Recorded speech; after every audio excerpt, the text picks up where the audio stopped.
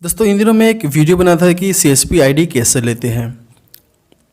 बहुत सारे लोग कमेंट दिए, उसमें अपना लोकेशन बताइए, लेकिन दोस्तों मैंने आपको बताया था कि अपने लोकेशन के साथ साथ पिन कोड भी देना, क्योंकि पिन कोड ही की वजह से मैं आपको बताऊंगा कि आपकी नियरेस्ट में, उस पिन कोड की नियरेस्ट में कौन सा बीसी अवेलेबल है जो आपको सीएसपी आईडी दिला सके। ठीक है, तो सबसे पहले आपको जाना होगा इस वीडियो के नीचे और जो लाइक का बटन है उसे लाइक कीजिए, और अभी तक सब्सक्राइब नहीं है तो सब्सक्राइब कर दीजिए। उसके बाद नीचे आइए, कमेंट सेक्शन में कमेंट कीजिए कि आपका नाम तो लिखने की ज़रूरत नहीं है, आपका स्टेट का नाम लिखिए, आपका डिस्ट्रिक्ट का नाम लिखिए, उसके बाद आपका पिन कोड लिखिए। इतना लिखने के बाद जो है आपको बोलना है कि आपका एसबीआई सीएसपी चाहिए या फिर आपको कोई और बैंक की सीएसपी चाहिए। उसके बाद मैं आपको रिप्लाई दूंगा। ठीक है, तो कौन सा बीसी अवेलेबल है मैं आपको बताऊंगा। दोस्तों सीएसपी आईडी या फिर आपको सीएसपी चलाने के लिए आपको जो है डॉक्यूमेंटेशन का बहुत ज़रूरी जो कि योगदान रहता है। सबसे पहला जो आता है दोस्तों, आपको लिख लेना है, क्योंकि क्वालिफिकेशन आपका वही रहना चाहिए। आपका +2 तो कम से कम आपका +2 सर्टिफिकेट रहना बहुत ज़रूरी है। ठीक है, उसके बाद दोस्तों कंप्यूटर सर्टिफिकेट भी एक बहुत इंपॉर्टेंट है। अभी के लिए कंपलसरी तो नहीं कहा गया है, लेकिन बाद में आपको कहा जा सकता है, इसलिए आपको कंप्यूटर का कोर्स कंप्लीट करना बहुत ज़रूरी है। तो क्वालिफिकेशन एक हो गया, उसके बाद कंप्यूटर हो गया, उसके बाद आपका आधार कार्ड आपके पास तो होगा ही, पैन कार्ड होगा, उसके बाद बैंक पासबुक आपका फ्रंट कॉपी।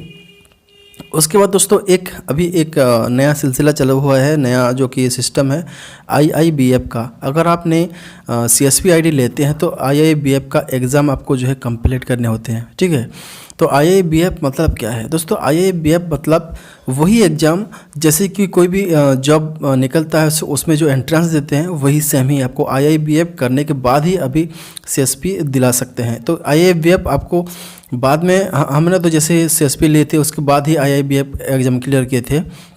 लेकिन दोस्तों अगर आपके पास IIBF पहले से अगर होगा तो आपके लिए बहुत आसान होगा CSP लेना। ठीक है, उसके बाद दोस्तों पुलिस वेरिफिकेशन रिकॉर्ड।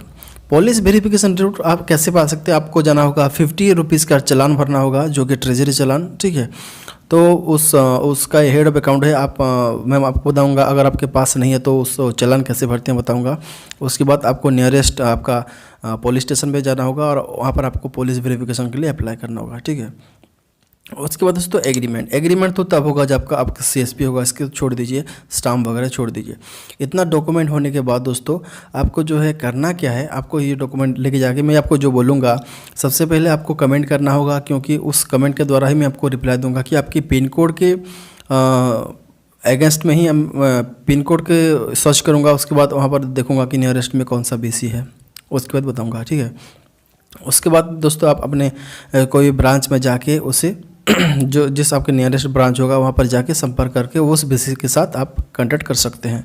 दोस्तों CSP आईडी कैसे लेते हैं ये तो आप समझ गए, उसके बाद डॉक्यूमेंटेशन समझ गए, लेकिन दोस्तों उसमें इन्वेस्टमेंट कितना होता है, इन्वेस्टमेंट कितना करना होगा, ये आपके ऊपर डिपेंड होता है। तो दोस्तों अगर आपको जानना होगा आपकी लिमिट कितना है, आपको कैश विड्रॉल कितना करना होता है, कैश ट्रांजैक्शन कितना करना होता है, आपको जो है मनी ट्रांसफ़र कितना करना होता है, या फिर आपको कितना चाहिए, तो ये सब जानने के लिए आपको, अगर आप वीडियो में लोकेशन का एक कमेंट कीजिए, उसके बाद आपको एक और इन्वेस्टमेंट का कि हमको कैसे इन्वेस्टमेंट करना होगा, कैसे हम चलाएंगे, उसके बारे में अगर कमेंट करेंगे, बहुत ज़्यादा कमेंट करेंगे, तो मैं और एक वीडियो बनाऊंगा जो आपको बताऊंगा कि सेपरेटली आप SPSS में कितना इन्वेस्ट कर सकते हैं और कितना करने के बाद जो है आपको 30 या फिर 40 हज़ार तक आपका कमीशन मिल सकता है।